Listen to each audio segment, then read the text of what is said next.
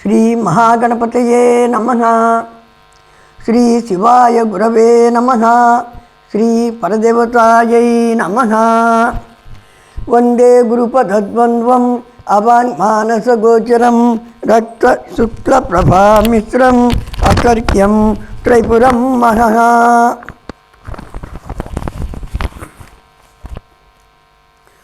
సచ్చిదానందరూపాం తాం గాయత్రీ ప్రతిపాదితాం నమామి హ్రీమయీం దేవీం ధియో నః ప్రచోదయాత్. నమోస్తు తే వ్యాస విశాలబుద్ధే ఫుల్లారవిందాయతపత్రనేత్ర येन त्वया भारततैलपूर्णः प्रज्वालितो ज्ञानमयप्रदीपः. ముందుగా నాకు జన్మనిచ్చిన తల్లిదండ్రులకు, అట్లాగే అక్షర భిక్ష ప్రసాదించినటువంటి శ్రీ గురుదేవులకు, నా విద్యాభ్యాస కాలాన తమ అమృత హస్తాలతో అన్న ప్రసాదము పెట్టిన మాతృమూర్తులకు, నాకు ఉద్యోగాన్ని ఇచ్చినటువంటి శ్రీరామకృష్ణ హిందూన్నత పాఠశాల అమరావతి యాజమాన్యము వారికి ధన్యవాదపూర్వక నమస్కారములు తెలుపుకుంటున్నాను. శ్రీ పరదేవతా స్వరూపులారా, సూత మహర్షి శ్రీదేవి భాగవతాన్ని ప్రవచనం చేస్తుండగా శౌనకుడు మొదలగు మహర్షులు వింటున్నారు కదా. వారికి వచ్చినటువంటి సందేహాలను ఆ సూత మహర్షి ఎంతో సంతోషంతో తీరుస్తూ ఉన్నాడు. అప్పుడు వారు సూత మహర్షిని, మాతా వ్యాసస్య యా ప్రోక్త నామ్నా సత్యవతి శుభా సా కథం నృపతిం ప్రాప్త శంతనుం ధర్మవిత్తమం. ఓ మహానుభావ, వ్యాసుని తల్లియగు సత్యవతి శంతన మహారాజుకు ఎట్లు భార్య అయ్యింది?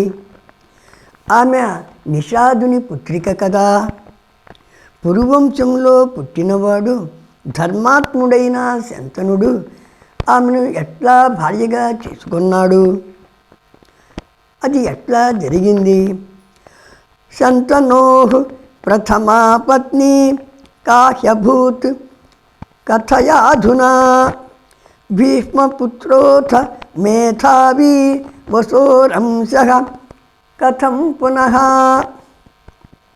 అట్లాగే శంతనుడి మొదటి భార్య ఎవరు? ఆమెకు పుట్టినటువంటి భీష్ముడు వసువంశానికి చెందినవాడు ఎట్లా అయ్యాడు? శంతనుడి మరణానంతరము అతని పెద్ద కుమారుడైన గాంగేయుడు ఉండగా తన కుమారులలో పెద్దవాడైన చిత్రాంగదుడిని సత్యవతి రాజుగా ఎట్లా ప్రకటించింది, ఎట్లా నియమించింది? అట్లాగే చిత్రాంగదుడి మరణాంతరము కూడా తన రెండవ పుత్రుడైన విచిత్ర వీర్యుడినే ఎందుకు రాజుగా చేసింది? గంగాశంతనుల కొడుకు సద్గుణవంతుడైన భీష్ముడు రాజ్యాధికారాన్ని ఎందుకు పొందలేకపోయాడు? భీష్ముడు జీవితాంతం బ్రహ్మచారిగా ఎందుకు ఉండిపోయాడు? ఇటువంటి మా సందేహాలన్నిటినీ మీరు దయతో తీర్చవలసింది అని ప్రార్థించారు. అప్పుడు సూత మహర్షి ఋషులతో, మహాభిషుడు అనే రాజు ఉన్నాడు. ఆయన ఇక్ష్వాకు వంశము వాడు, సత్యవాది, అన్ని ధర్మాలు తెలిసినవాడు, చక్రవర్తి. 1000 అశ్వమేధ యాగాలను 100 వాజపేయ యజ్ఞాలు చేసి ఇంద్రుడికి చాలా సంతోషం కలిగించాడు. అశ్వమేధం అంటే గుర్రాన్ని బలిపశువుగా చేసి చక్రవర్తి చేసేటువంటి యాగం. అట్లాగే వాజపేయం అంటే అన్న వికారమైన సొరను త్రాగు ఒకానొక యాగం.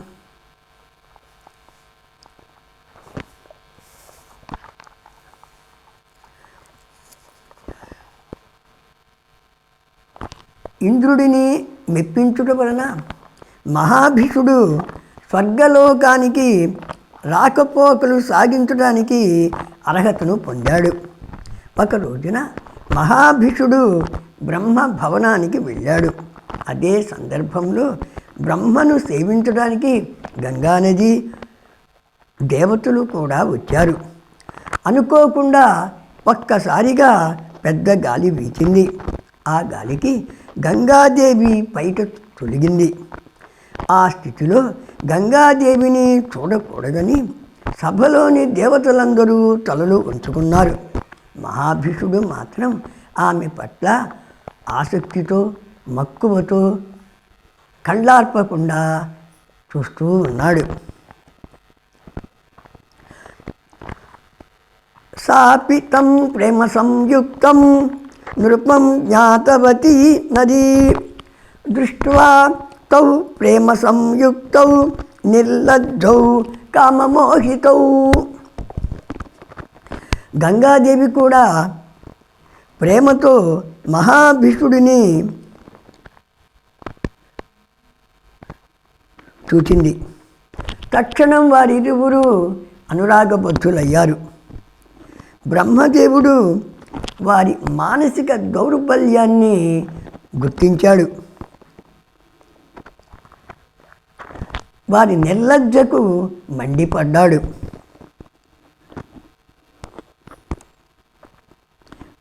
కోపంతో మత్స్యలోకేషు భూపాల జన్మ ప్రాప్య పునర్దివం. ఓ రాజా, నీ పుణ్యం క్షీణించడం వల్ల నీవు మానసికంగా బలహీనుడమైనావు. ఈ లోకంలో ఉండటానికి యోగ్యతను పోగొట్టుకున్నావు. అందువల్ల భూలోకంలో పుట్టి మళ్ళీ ధర్మకార్యాలు చేసి పుణ్యాన్ని సంపాదించు. ఆ తర్వాత తిరిగి ఈ లోకానికి రా అని మహాభిషునకు బ్రహ్మ శాపం పెట్టాడు. అట్లాగే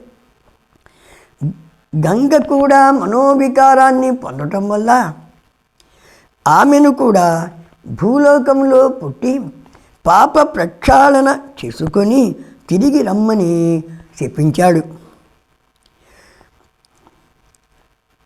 జనులు యజ్ఞ యాగాది క్రతువులు చేసి వాటి పుణ్యం వల్ల స్వర్గలోకంలో స్థానాన్ని సంపాదిస్తారు.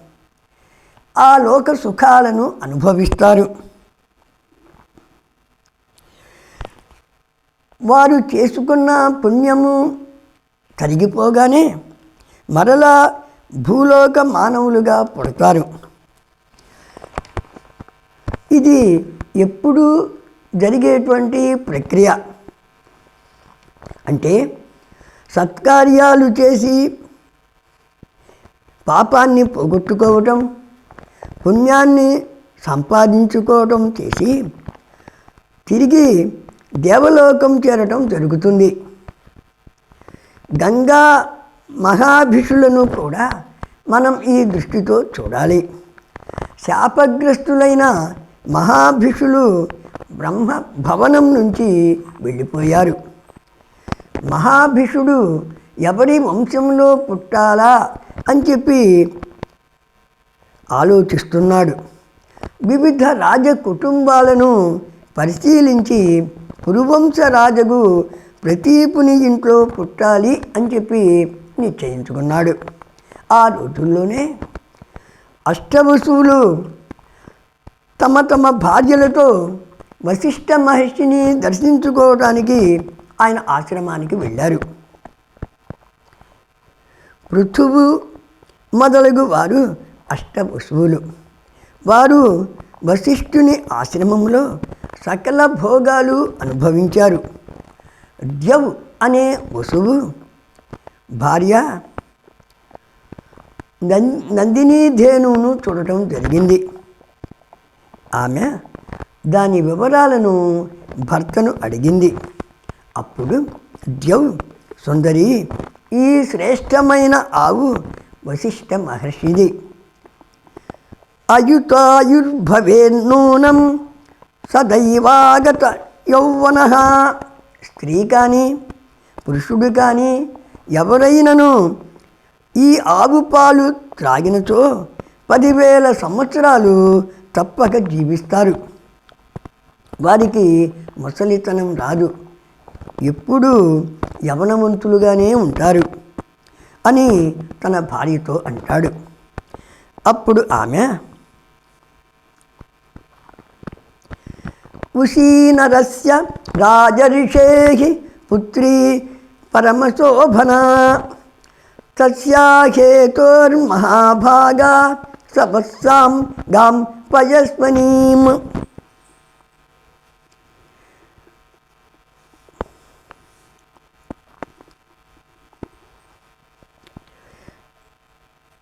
రాజర్షి అయిన ఉశీనరుని కుమార్తె తనకు స్నేహితురాలని, ఆమె భూలోకంలో ఉందని చెబుతుంది.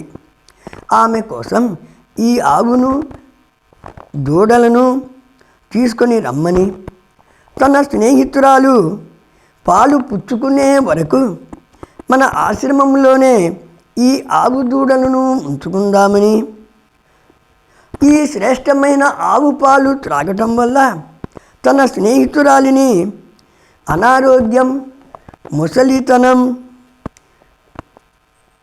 బారి నుంచి రక్షిద్దామని, అందువల్ల ఆ ఆవు దూడలను తోలుకొని రమ్మని భర్తను గారాలు పోతూ అడుగుతుంది. అప్పుడు ద్యౌ భార్య ప్రేరణతో,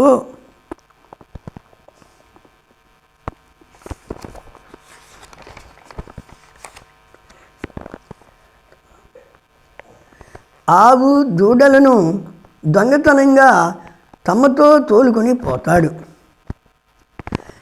ఈ వశిష్ఠుని ఆవు దూడలను ద్యౌ దొంగిలించడంలో మిగిలిన వస్తువులు కూడాను ఈ ద్యౌ అనేటువంటి వస్తువుకి సహాయం చేశారు. గృహకృత్యాల కోసం బయటకు వెళ్ళిన వశిష్ఠుడు పూలు పండ్లు తీసుకొని తన ఆశ్రమానికి తిరిగి వచ్చాడు. ఆయనకు తన ఆవు దూడ కనపడలేదు. ఆశ్రమ పరిసరాలలో వెతికాడు, అవి ఎక్కడా కనపడలేదు. మహర్షి వాటి ఆచూకీ తెలుసుకోవటానికి ధ్యానం చేశాడు. ధ్యానంలో తన ఆవు దూడలను ఈ అష్టవసువులే దొంగిలించారు అనేటువంటి విషయము, అందున ప్రధానంగా దొంగిలించింది ద్యౌ అనేటువంటి వసువు అనేటువంటి విషయము వశిష్ఠునకు తెలిసింది. దానితో ఆ మహర్షి, తస్మాత్ సర్వే జనిష్యంతి మానుషేషు న సంశయః ఏవం శశాప ధర్మాత్మా వసుం స్థాన్ వారుణి స్వయం. ఈ అష్టవసువులు నా ఆవు దూడలను దొంగిలించడం వల్ల ఆ 8 మంది వసువులు తప్పగా మానవులుగా పుడతారు అని వశిష్ఠుడు అష్టవసువులను శపించాడు. ఈ శాపవార్త అష్టవసువులకు తెలిసింది. వారు శాపానికి గజగజ వణికిపోయారు. భయంతో పరుగున వశిష్ఠ మహర్షి దగ్గరకు వచ్చారు. తమ తప్పును క్షమించమని ప్రార్థించారు, ప్రాధేయపడ్డారు. వారి ప్రార్థనకు వశిష్ఠుని హృదయం దయతో కరిగిపోయింది. అష్టవసుల దైన్యస్థితిని చూచి ఆయన దయతో, అనుసంవత్సరం సర్వే శాపమోక్షమవాప్స్యథ ఏనేయం విహృతా ధేనుర్నందినీ మమ వత్సలా.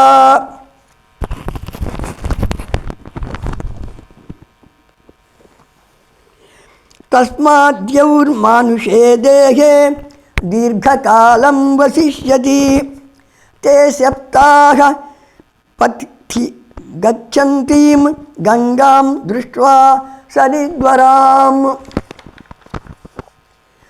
మీరందరూ ఒకరి తరువాత ఒకరు శాపం నుంచి విడుదల పొందుతారు. అందుకు ఒక్కొక్కరికి సంవత్సరము ఎడము ఉంటుంది. నా ఆవు దూడలను ద్యౌ స్వయంగా దొంగిలించాడు. అందువల్ల అతడు మాత్రం చాలా కాలం భూమిపై ఉంటాడు అని అష్టవసువులతో వశిష్ఠుడు అంటాడు. తర్వాత అష్టవసువులు తమ నివాసాలకు వెళ్తూ దారిలో పవిత్ర గంగా నదిని చూస్తారు.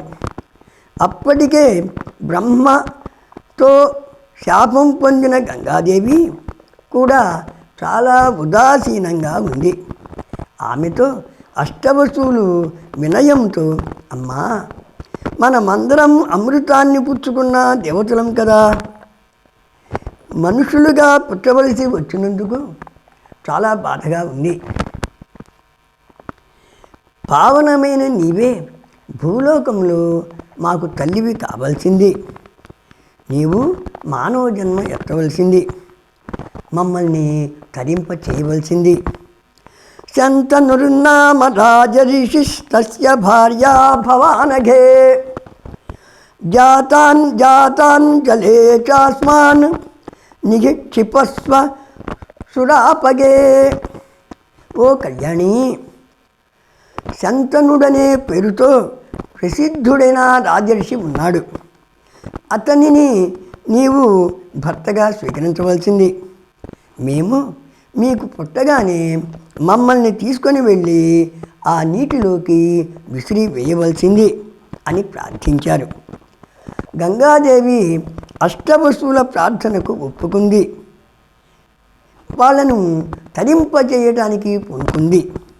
అప్పుడు ఆ వసువులు తమ తమ లోకాలకు వెళ్ళిపోయారు. గంగాదేవి కూడా అచ్చటి నుండి వెళ్ళిపోయింది.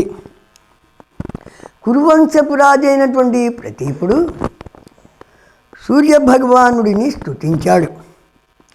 అప్పుడు గంగా జలం నుండి ఒక అద్భుతమైన స్త్రీ వచ్చి ప్రతీపుని ఒడిలో కుడి ప్రక్కన కూర్చుంది.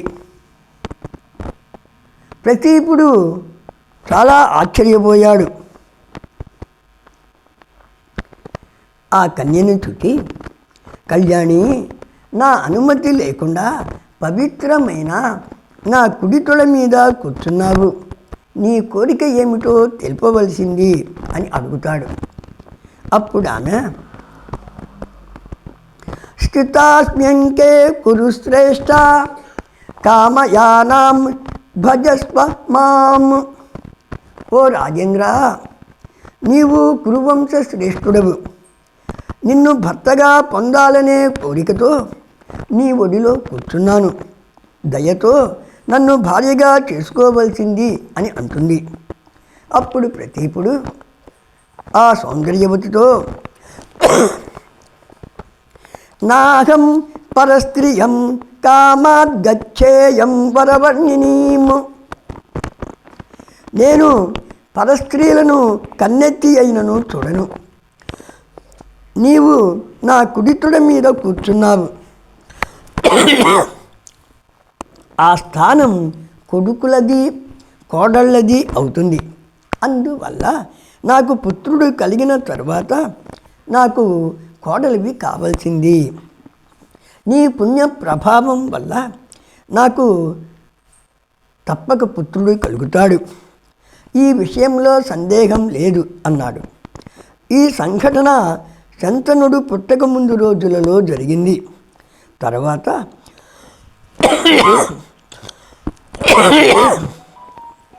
గతంలో బ్రహ్మశాపానికి గురైన మహాభిషుడు ప్రతీపునకు పుత్రుడిగా పుట్టాడు. అతనికి రాజదంపతులు శంతనుడు అనే పేరు పెట్టారు. శంతనుడు అంటే శుభం కలిగించేవాడు. ఈ శంతనుడు ధర్మాత్ముడు, సత్య ప్రతిజ్ఞుడు. అతడు పెరిగి పెద్దవాడయ్యాడు, యువరాజుగా పట్టాభిషిక్తుడయ్యాడు. తర్వాత ప్రతీపుడు వానప్రస్థునిగా జీవితం గడపడానికి వనానికి వెళ్ళాలనుకున్నాడు. పుత్రునికు ఆయన తన అభిప్రాయం చెప్పాడు. తర్వాత శంతనునితో, న ప్రష్టవ్యా త్వయా కాశీ మన్నియోగాన్నరాధిప ధర్మపత్నీం చ తాం కృత్వా భవితా త్వం సుఖీ కిలా. ఓ కుమారా, చక్కని స్త్రీ నీ దగ్గరకు వచ్చి తనను భార్యగా స్వీకరించమని కోరినప్పుడు ఆమె పుట్టుపూర్వోత్తరాలను గురించి ఏమీ అడగవద్దు. వెంటనే ఆమె కోరిక ప్రకారం ఆమెను పెళ్లి చేసుకో. ఆమెను భార్యగా చేసుకోవటం వల్ల నీ జీవితం సుఖంగా సాగుతుంది అని అంటాడు. అంతేకాక ఈ మాటను తన ఆదేశంగా భావించి తప్పనిసరిగా పాటించమని చెప్తాడు. తర్వాత ప్రతీపుడు రాజ్య సంపదలను కుమారునికి ఒప్పగించి వనానికి వెళ్తాడు. శ్రీ జగదంబను ఆరాధించి తరిస్తాడు. ప్రతీపుని మరణానంతరము శంతనుడు మహారాజై ప్రజారంజకంగా రాజ్యపాలనం చేస్తూ ఉంటాడు. శ్రీ పరదేవతా స్వరూపులారా, ఇట్లా రోజులు గడుస్తున్నాయి. శంతనుడు ఒకరోజు వేటకు వెళ్ళి గంగా తీరములో అడవిలో తిరుగుతున్నాడు. ఒకచోట ఒక అందమైన అమ్మాయి కనిపించింది. లోగడ తన తండ్రి ఈమెను గురించే చెప్పాడు అనుకున్నాడు. శంతనుడు, రూప యౌవన సంపన్న సాక్షా లక్ష్మీరివాపరా. ఆ యువతి మరొక లక్ష్మీదేవి వలె ఉంది. శంతనుడు ఆమెను తనివి తీరా చూస్తున్నాడు. ఆ సౌందర్యవతి కూడా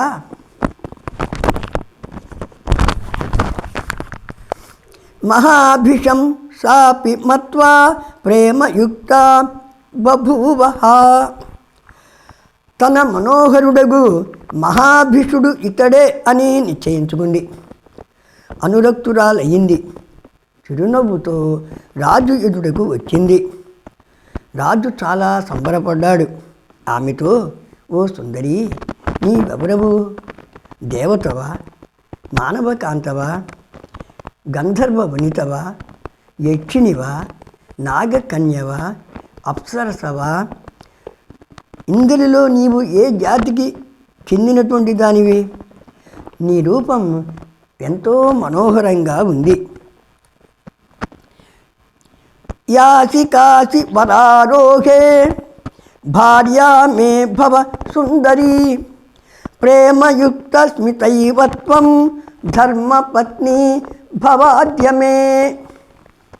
ఓ సుందరి, నీవు ఏ జాతి కన్యవైనను కావచ్చును, నాకు అభ్యంతరం లేదు.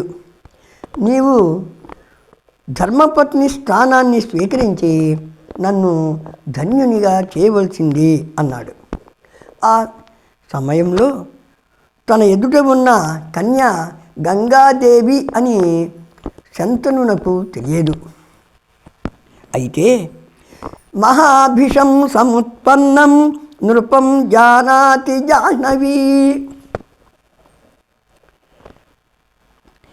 మునుపటి మహాభిషుడే ఈ జన్మలో శంతనుడిగా పుట్టాడని గంగాదేవతకు తెలుసు. అందువల్ల ఆమె వెంటనే శంతనుడి ప్రతిపాదనను ఒప్పుకుంది. దానికి అనుగుణంగా ఆమె చిరునవ్వులు చిందించింది. ఓ రాజా, నీవు నాకు బాగా తెలుసు. నీవు ప్రతీపుని కుమారుడివి కదా.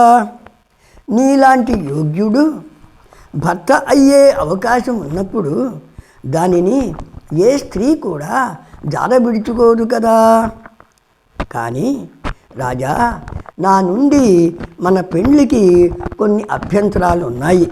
అవి ఏమిటంటే, శ్రీ పరదేవత స్వరూపులారా, మిగిలిన పురాణ భాగాన్ని తరువాతి ఎపిసోడ్లో తెలుసుకుందాం. ఈ ఎపిసోడ్లోని కంటెంట్ మీకు నచ్చినట్లయితే ఈ ఛానల్కు లైక్ కొట్టండి, షేర్ చేయండి. ఇప్పటికీ సబ్స్క్రైబ్ చేసుకోకపోతే చేసుకోండి. తద్వారా శ్రీ అపరాజితాదేవి ఛానల్ను ప్రోత్సహించండి. స్వస్తి ప్రజాభ్య పరిపాలయంతాం న్యాయేన మార్గేణ మహీమహీషాః. గోబ్రాహ్మణేభ్యః శుభమస్తు నిత్యం. లోకాః సమస్తాః సుఖినో భవంతు.